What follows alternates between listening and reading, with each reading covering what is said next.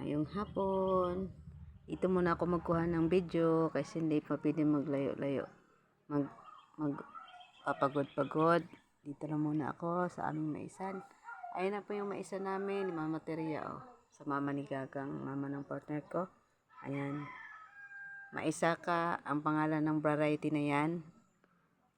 Nag-ilis kami ng variety para maiba naman. Kasi pag pabalik-balik ang variety, ay maminus ang income. Konti na lang income.